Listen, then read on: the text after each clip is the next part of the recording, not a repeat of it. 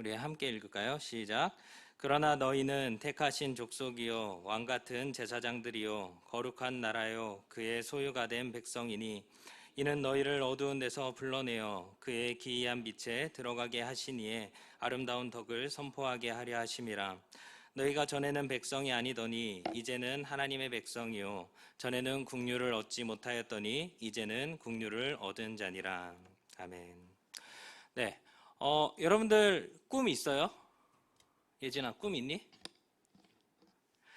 왜 어른들은 꼭 껐떡하면 꿈에 대해서 물어볼까요? 너희 장래희망이 뭐야? 꿈이 뭐야? 이렇게 많이 물어보잖아요. 왜 물어볼 것 같아요? 꿈이라는 건 미래에 대한 어떤 거를 간절히 원하게 되면 현재 삶을 변화시킬 만한 힘이 있기 때문에 그래요.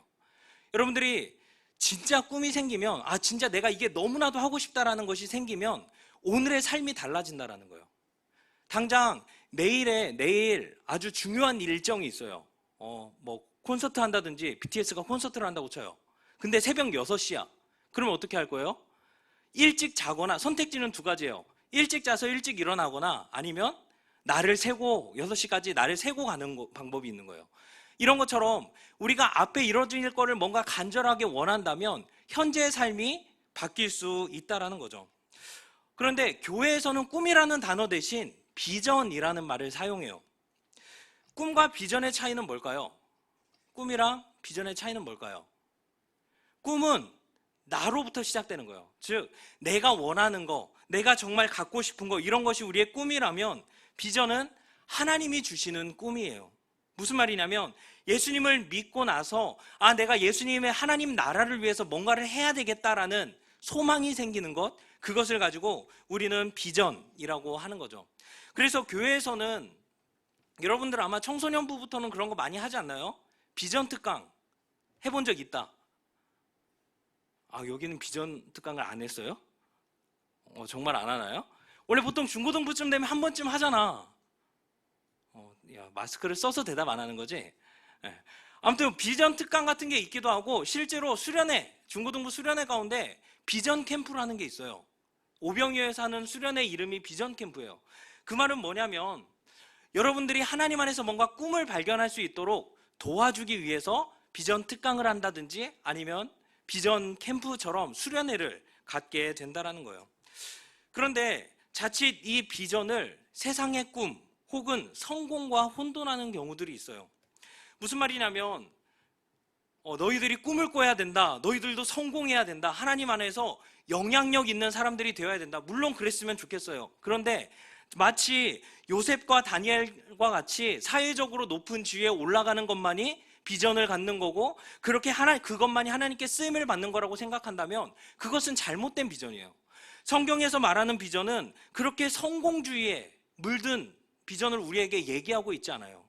그렇다면 그래서 저는 이 비전이라는 단어보다 어떻게 보면 비전이라는 게 원래 영어잖아요. 영어 본래의 뜻인 전망이라는 표현을 좀 더 좋아해요. 전망은 무엇이죠? 전망이 뭐예요?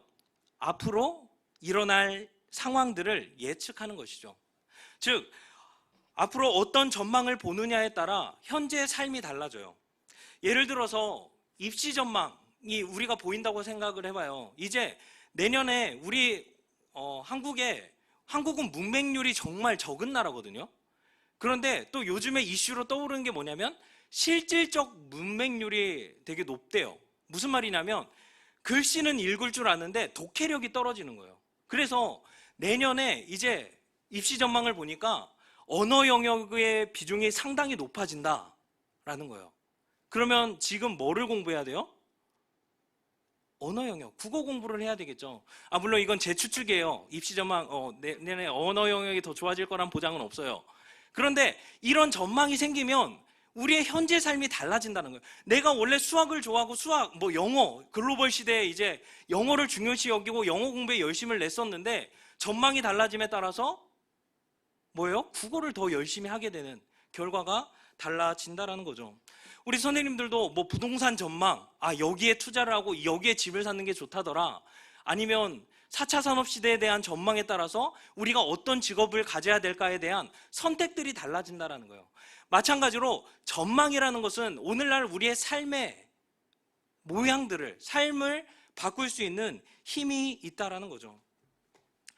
물론 우리가 미래의 전망은커녕 당장 눈앞의 일들이 캄캄할 때도 있어요. 제가 군대에 있을 때 우리 군필자 선생님 한번 손 들어볼까요? 난 군필이다. 이럴 때 그냥 눈치껏 다 들으시면 돼요.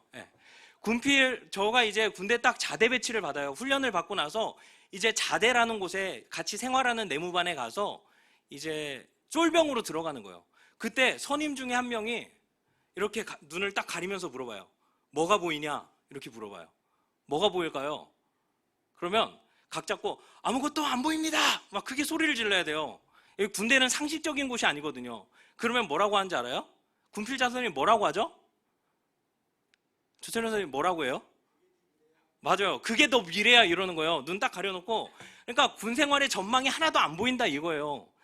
마찬가지로 앞날이 전혀 안 보인 것 같아. 내가 도대체 어떻게 살아야 되지? 어떻게 해야 되지? 안 보일 수도 있어요.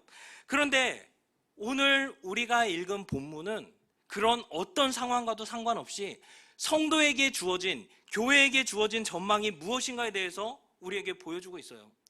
교회인 우리가, 하나님의 자녀인 우리가 어떤 존재들이고 또 어떤 미래를 소유하고 있는지를 우리에게 말씀하고 있는 거예요. 오늘 이 시간 이 자리에 참여한 모든 친구들이 하나님의 자녀로서 갖는 전망이 무엇인지, 그리고 교회의 비전이 무엇인지 함께 나누는 시간 되기를 소망합니다. 오늘 본문은 우리에게 교회의 비전이 무엇이다 라는 것을 보여줘요. 교회의 비전이라고 하면 우리가 생각했을 때 우리 길동교회도 비전이 있죠. 그렇죠? 아마 여러분들은 잘 모를 거예요. 근데 아무튼 있어요.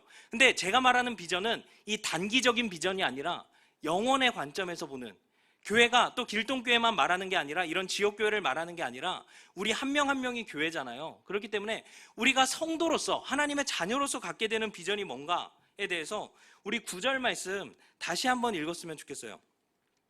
9절 말씀 다시 한번 띄워주시겠어요? 아까 읽었던 본문 다시 그냥 띄워주시면 돼요. 네, 우리 한 목소리로 한번 읽어볼까요? 시작. 그러나 너희는 택하신 족속이요 왕같은 제사장들이요 거룩한 나라요 그의 소유가 된 백성이니 이는 너희를 어두운 데서 불러내어 그의 기이한 빛에 들어가게 하시니에 아름다운 덕을 선포하게 하려 하심이라. 아멘. 이 상반절 부분에 보면 우리가 어떤 존재인지에 대해서 말을 하고 있어요. 뭐예요? 택하신 족속이고 왕같은 제사장들이고 거룩한 나라고 그의 하나님의 소유가 된 백성이라는 거예요. 첫 번째로 택함 받았다는 건 뭐예요? 간택당했다는 거예요. 하나님께서 우리를 선택해 주셨다라는 거예요. 우리가 한번 이렇게 상상을 해보면 좋을 것 같아요. 여러분들이 이제 대학 입시에 가요. 입시를 보러 가야 되는데 수많은 경쟁자들이 있어요. 수많은 사람들이 같이 시험을 봐요. 그 중에서 여러분들을 뽑았다는 거예요. 여러분들을 선택했다는 거예요. 그 학교에 들어갈 수 있게끔 선택을 받았다는 거예요. 우리 청년 선생님들 취업을 하는데 삼성에 들어가려고 해요. 정말 수만 명의 지원자들이 있어요. 그런데 그 수많은 지원자들 중에서 선택받았다는 거예요. 즉 하나님께서 수많은 민족들 중에서 바로 우리들을 선택하셨다라는 것을 우리에게 보여주고 있어요. 그래서 그러면 우리의 기분이 어떨까요? 그냥 왕도 아니고 그냥 삼성 정도의 수준이 아니라, 우리는 삼성이면 인생 편한 거 같지, 인생 완전 풀린 거 같잖아요. 근데 그런 차원이 아니라 온 세계 만물의 주인이신 하나님의 선택을 받았으면 하나님의 소유가 곧 우리의 것이 되는 거예요. 그 모든 것을 누릴 수 있게 된다는 거죠. 그것이 바로, 그런 존재들이 바로 교회라는 거예요. 그 다음에 왕같은 제사장은 누구예요? 제사장, 구약시대에 어떤 역할을 했죠? 하나님께 제사를 드리는, 예배를 드리는 사람들이었어요. 구약시대 때는 아무나 하나님께 예배를 집례할 수 없었어요. 오직 하나님께서 선택하신 제사장들만 가서 하나님이 임재하시는 곳에 가서 예배를 드릴 수가 있었어요. 그들은 이스라엘 백성들과는 다르게 하나님의 특별한 임재를 경험했어요. 하나님이 그 자리에 나타나심을 경험했다는 거예요. 그 말은 뭐냐면 누구보다도 가까이에서 하나님을 경험하는 존재들이었다라는 거죠. 여러분들이 만약 콘서트에 간다고 쳐요. BTS 콘서트에 간다고 쳐요. 근데 뒤에서 보는 거랑 1등석에서 보는 거, 바로 앞에서 거의 손이 닿을 듯한 곳에서 보는 거랑 어떤 차이가 있을까요? 어마어마한 차이가 있겠죠. TV로 보는 거랑 현장에 가는 것만 해도 차이가 어마어마한데, 현장에 가서도 스크린으로 보는 거랑 내가 눈앞에서 정말 내가 존경하고 내가 정말 좋아하는 아티스트가 앞에서 공연하고 있는 걸 본다고 생각을 해봐요. 엄청나겠죠. 저는 그런 생각을 해봤어요. 예전에 아이유라는 가수가 그 효린의 민박에 출연을 했었잖아요. 근데 효린의 민박에 출연을 해서 김제 소녀들, 아무튼 시골 소녀들이랑 관계를 맺어요. 그렇게 이제 친구가 되는 거예요. 그리고 나서 실제로 그 친구 중에 한 명이 결혼하는 현장에 가서 축가를 불러줘요. 상상만 해도 좀 좋지 않나요? 아니, 정말 유명한 핵인싸가 여러분들에게 축가를 불러준다고 생각해요. 특별한 관계를 맺을 수 있다고 생각을 해봐요. 지금 하나님께서 그런 거예요. 지금 베드로는 교회를 향해서 너희가 바로 이렇게 하나님과 특별한 존재를 맺고 있다라는 거예요. 만왕의 왕이시고 전 우주에서 정말 하나님처럼 유명하신 분이 없어요. 그런 하나님께서 너희들을 선택하셨고 너희들에게 특별히 가까이 지내면서 너희들을 자녀 삼아준다. 우리를 그렇게 거룩한 존재로 만들어 주셨다라는 것을 우리에게 보여주고 있는 본문이 바로 오늘 말씀이에요. 이것이 바로 교회의 비전이라는 거죠. 예수님을 믿는 순간 우리의 존재가 이와 같이 탈바꿈하게 돼요. 아직은 우리가 이와 같이 특별한 존재라는 것을, 특별한 특권을 가지고 있다는 것을 많이 느끼지 못할 수도 있어요. 어떻게 보면 미미하게 느껴질 수도 있어요. 그런데 하나님께서 우리에게 약속해 주셨기 때문에, 우리의 약속은 얼마나 변해요. 그런데 불변하신 하나님께서 약속해 주셨기 때문에 이거는 다른 어떤 전망보다도 더 확실한 전망이 되는 거예요. 더 확실한 비전이 된다라는 거예요. 당시 이 편지를 받고 있던 로마에 흩어져 있던 교회들은 형편이 좋지 않았어요. 지금 이 편지를 받고 있는 대상들은 어떤 사람들이었냐면, 예수님을 믿는다는 이유만으로 사회적으로 좋은 취급을 받지 못했던 사람들이었어요. 이상한 거 믿는다고 무시당하고, 좋은 직업은 선택할 수도 없이 좋은 직업에선 배제당했고, 사람들에겐 능멸과 모욕을 당했어요. 심지어는 생명의 위협을 받기도 했던 사람들에게 지금 이 편지가 가고 있는 거예요. 사람들의 눈치를 보고 있고 위축되어 있는 교회를 향해서 하나님은 너희는 택함 받은 나의 백성이고 왕같은 제사장들이다 말하고 있는 거예요. 그리고 뭐라고 하냐면, 그리고 오히려 교회들에게 자신들을 업신여기는, 자신들을 미워하는 로마에 있는 사람들을 향해서 너희는 제사장직을 수행해야 된다라고 말하는 거예요. 제사장은 하나님께 예배를 드리는 존재이기도 했지만 동시에 아직 하나님을 알지 못하는, 하나님께 나아갈 수 없는 자들을 하나님께 이끄는 역할을 했던 게 제사장이었어요. 즉 로마 사람들은 예수님을 믿는 사람들, 교회들을 향해서 손가락질하고 비난하고 미워했지만, 오히려 하나님께서는 그런 미움받는 존재들을, 너희가 오히려 그들을 하나님께로 이끌어야 된다라고 말을 하고 있는 거예요. 아니, 이게 말이 돼요? 가능할까요? 나에게 호감 있는 사람을 전도하기도 힘들잖아요. 나를 좋아하는 친구 한 명도 전도하기 힘든데 나를 미워하는 사람을 전도해야 된다니, 이건 말이 안 되잖아요. 그런데 중요한 것은 무엇이냐면, 역사적으로 보면 이 일이 일어났어요. 그렇게 미움받고 사람들의 눈치를 받았던 이 기독교인들이 점차 많아졌고, 결국에는 로마 사회가 기독교를 공인하는 데까지 이루어지게 됐다라는 거예요. 중요한 것은 무엇이냐면, 세상이 나를 어떻게 인식하느냐가 아니에요. 아니면 내 스스로를 어떻게 인식하고 있느냐가 중요한 것도 아니에요. 오늘날 자기를 모르는 사람들이 너무나도 많이 있어요. 아니, 자기도 모르는데 어떻게 남을 판단하고 남이 어떤 존재다라고 정의를 내릴 수가 있어요. 중요한 것은 우리를 창조하신, 인간을 창조하신 하나님께서 우리를 어떤 존재로 인식하느냐라는 거죠. 하나님은 우리를 향해서 분명한 전망을 갖고 계신다는 것을 우리에게 보여주고 있는 거예요. 어떻게 보면 우리가 때로는 이 땅을 살아가다 보면 스스로 하찮게 여겨질 때가 있어요. 수많은 사람들 속에서 내 존재가, 내가 꼭 이 땅에 필요한 존재일까? 나 하나 없어져도 아무렇지도 않지 않을까? 라고 내 스스로를 미미하게 느껴질 때도 있다라는 거예요.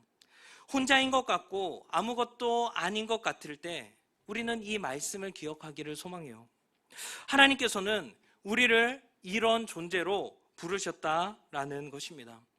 천지 만물의 모든 것을 창조하시고 온 땅을 가득 채우시는 그 충만하신 하나님께서 여러분들을 선택하셨고 여러분들을 자녀 삼아 주셨습니다. 그렇기 때문에 이거보다 더 큰 위로가 어디 있냐라는 거예요. 이거보다 더 영광스러운 게 과연 우리의 삶 가운데 뭐가 있겠냐라는 거죠. 정말 이 편지를 받았던 교회들은, 사람들은 죽음을 불사했어요.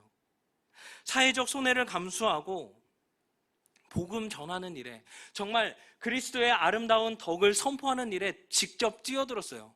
그 결과가 무슨 일이에요? 그런 정말 놀라운 일이 일어났어요. 로마가 자신들에게 적대적이었던 로마에 기독교인들이 점차 많아지는 거예요. 그러니까 왕이 기독교인들의 눈치를 봐요. 왕이 동로마 서로마 이렇게 갈라지면서, 이제 나라들이 갈라지면서 어떻게든 안정적으로 뭔가를 확보하기 위해서 기독교의 눈치를 보기 시작해요. 그렇게 미워하고 박해하고 죽였던 그 나라가. 그리고 어떤 일이 일어나요? 아, 너네 이제 교회 다녀도 돼, 기독교 믿어도 돼 라고 공인을 하고, 심지어 또 어떤 일들이 일어나냐면 아예 국교로 공인하는 일까지 일어나요. 그게 역사 가운데 하나님께서 우리에게 보여주신 비전이에요. 중요한 것은 하나님께 달려있다는 거예요. 내 존재가 어떤 존재냐가 중요한 것이 아니라, 사회가 나를 어떻게 인식하고 사람들이 나를 어떻게 평가하느냐가 중요한 것이 아니라, 하나님께서 우리를 어떤 존재로 부르셨고 어떤 존재로 만들어가길 원하시는지, 그것이 중요하다는 것을 우리에게 보여주고 있는 거죠. 바로 이것이 우리의 전망이고 이것이 하나님께서 우리에게 보여주신 비전입니다. 저의 군 생활은 눈을 가린 것처럼 정말 절망적이었어요. 근데 제 상황이 그랬어요. 자대 배치를 받자마자 분대장이라고 그 내무반에 짱이 있어요. 제일 권력을 가지고 있는 사람. 그 선임이 저를 보더니 이러는 거예요. 너 왜 눈을 그렇게 떠? 라는 거예요. 아니, 눈이 이렇게 생겼는데 어쩌라고, 왜 꼬라보냐고 막 그런 거예요. 넌 앞으로 내 눈 마주치지 말라는 거예요. 아니, 인간이 사람의 눈을 마주치지 못하고 대화한다는 게 얼마나 비참한지 아세요? 우리 친구들은 익숙하죠. 그냥 이렇게 하고 대답하고 하잖아. 그런데 인격 대 인격이 만나는 자리에서 눈을 마주칠 수 없는, 그러니까 내가 자발적으로 숙이는 거랑 타의에 의해서 눈을 마주칠 수 없는 거는 천지 차이예요. 그래서 저는 정말 그 사람의 눈을 쳐다볼 수가 없었어요. 뭐 하나님이야? 눈도 못 보게끔 그런 관계가 있으면서 힘든 시간들을 겪었죠. 게다가 제 맞선임이라는 게 있어요. 그러니까 저를 이끌어주는 사람인데, 그 사람은 서울대생이었어요. 그리고 무신론자였어요. 제가 신학생이라는 걸 알고 이제 계속 따로 있을 때마다 정신교육을 하는 거예요. 야, 가짜야. 사막신인 예수가 막 이러면서 계속 저에게 정신개조를 시키려고 계속 그 얘기들을 하는 거예요. 그러니까 그런 스트레스들을 받으면서 정말 저는 눈을 가린 것처럼, 선임이 저에게 쳤던 그 장난이 실제로 정말 이렇구나 라는 것을, 전망을 볼 수가 없었어요. 그런데 제가 버틸 수 있었던 이유가 있었어요. 그게 뭘까요? 확실한 전망이 있었거든요. 뭐예요? 군생활은 2년이면 끝나요. 그리고 그 선임은 1년이면 나갈 사람이에요. 그러니까 지금 아무리 내 눈을 가리고, 야, 너한테 전망 없어, 너 이제 군생활 꼬였어, 이렇게 백날 비난한다고 해도 그래봐야 그게 영원해요? 아니라는 거예요. 일시적인 거예요. 길어봐야 6개월, 1년이라는 거죠. 물론 힘들죠. 앞날이 캄캄한 것 같아요. 하지만 중요한 거는 우리의 분명한 전망은 이 당장 내 눈만 앞에 있는 어려움이 아니라는 거예요. 우리 친구들 중에서 그렇게 느끼는 친구들이 있을 것 같아요. 앞날이 캄캄하게 느껴지고 두려운 마음으로 도대체 내 인생이 어떻게 될까 염려하는 친구들도 있을 수 있어요. 가족 문제로, 친구 문제로, 성적 문제로 좌절하고 낙담하는 친구들도 있을 수 있어요. 마치 그것들이 나를 결정할 것 같고 내 가치를 매겨주는 것 같지만 아니라는 거예요. 성경은 우리에게 이 세상이 비웃듯 우리에게 눈을 가리게 만드는 상황들이 있을지 모르지만 여러분들을 좌절하게 만드는 그 가짜 전망만 치워버리면 분명한 전망이 우리 가운데 주어져 있다는 거예요. 바로 오늘 본문을 통하여서 하나님께서 우리를 특별한 존재로 부르셨고 특별한 관계를 맺어주시고 또 우리에게 앞으로 어떤 일들이 펼쳐질 것이다 라는 것을 성경을 통해서 우리에게 보여주고 있는 거예요. 우리가 이 비전만 붙잡고 간다면, 우리가 확실한 전망을 갖고 간다면 이 땅에서의 삶 가운데 흔들리지 않고 갈 수 있다는 거예요. 물론 힘들죠. 하나님의 약속을 믿고 성경의 비전을 보고 비전을 따라 살아가는 삶은 힘들 수 있어요. 저도 그런 생각이 드는 거예요. 군 생활이 꼬이면서 이런 생각을 해봤어요. 제 동기가 한 명 있었거든요. 근데 그 동기는 정말 잘 노는 친구였어요. 술도 잘 마시고 담배도 피고, 군대에서 담배를 배우는 청년들이 상당히 많아요. 왜냐하면 뭐 요즘은 안 그럴 수도 있는데 저 있을 때만 해도 막 작업을 일을 하다가 담배 피는 시간이 쉬는 시간이었어요. 그래서 담배를 안 피면 짬이 안 되면 계속 일을 해야 돼요. 쉬지 못하고. 그리고 또 담배를 피다 보면 선임들이랑 관계가 쌓이게 되고 얘기를 하게 되고 그러면서 좀 이렇게 군생활이 편해질 여건들이 많이 있었어요.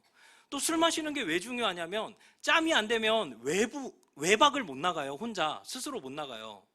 그래서 선임들이 데리고 나가야지만 외박을 나갈 수가 있었어요.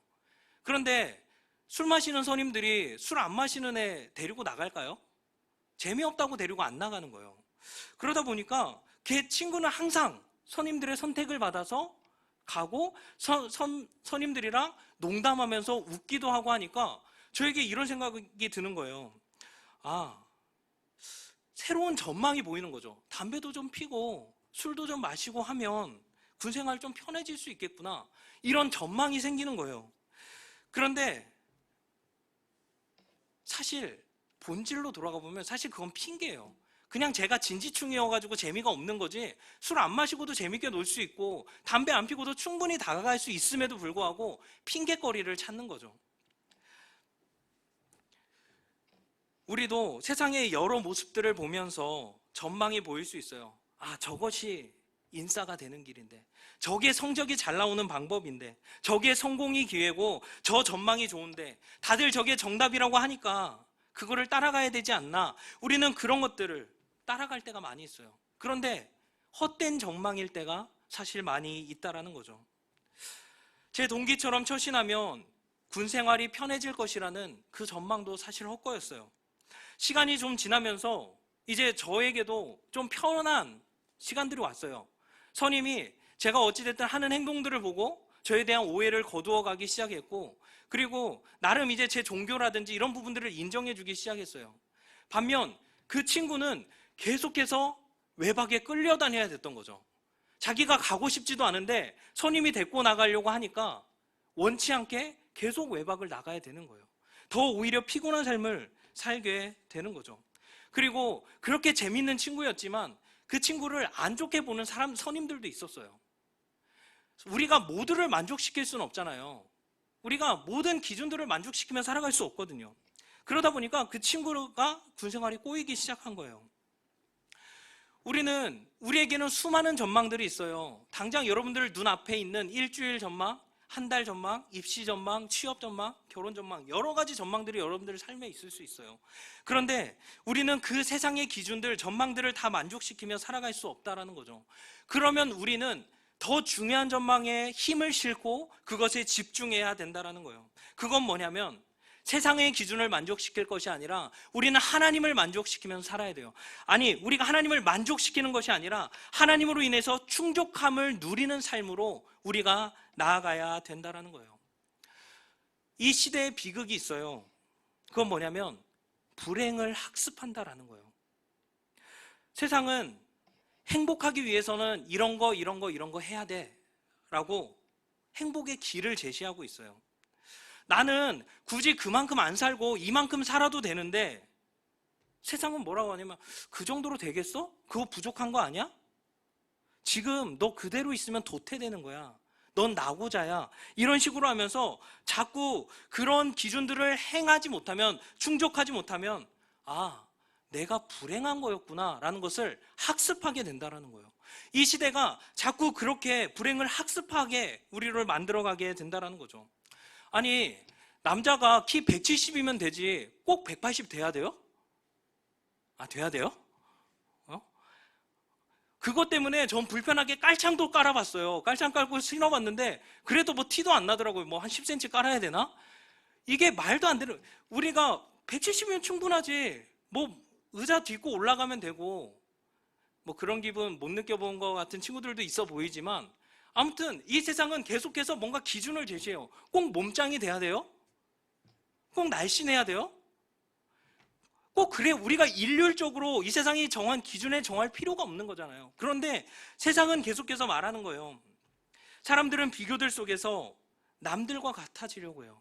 남들이 누리는 거 나도 누려야 되고, 그리고 남들이 해보지 못한 거 내가 하면서 SNS나 인스타 같은데 자랑도 하고, 그러면서 그것이 행복이다 라면서 자아도 치대고 있는 거예요. 그게 이 세상이 말하는 행복이에요. 이 세상이 제시하는 행복이에요. 그런데 인스타 봐봐요. 여러분 행복해질 수 있어요? 그 기준들 다 충족하면서 살아갈 수 있어요? 그렇기 때문에 우리는 불행을 학습하면서 살아가고 있다는 거예요. 그런데 그런 인생에게 하나님께서 분명한 비전을 보여주시는 거예요. 그건 뭐냐면 내가 너를 선택했고 나로 인해서 만족할 수 있는 특별한 존재로 우리를 불러주셨다라는 거예요. 이 믿음이 있으면, 이 비전이 있으면 우리는 굳이 불행을 학습할 필요가 없어요. 오히려 불행을 학습하는 것이 아니라 행복을 학습할 수 있어요.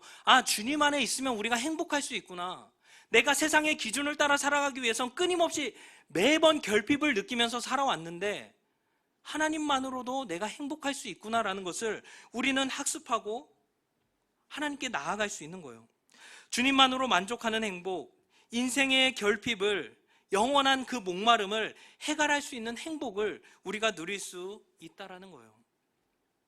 바로 우리가 예수님을 믿을 때, 또 우리를 향해 보여주시는 이 비전으로 믿음으로 바라볼 때 우리는 행복한 길로, 주님께서 제시하시는 그 생명의 길로 갈 수 있다는 거죠. 말씀을 맺을게요.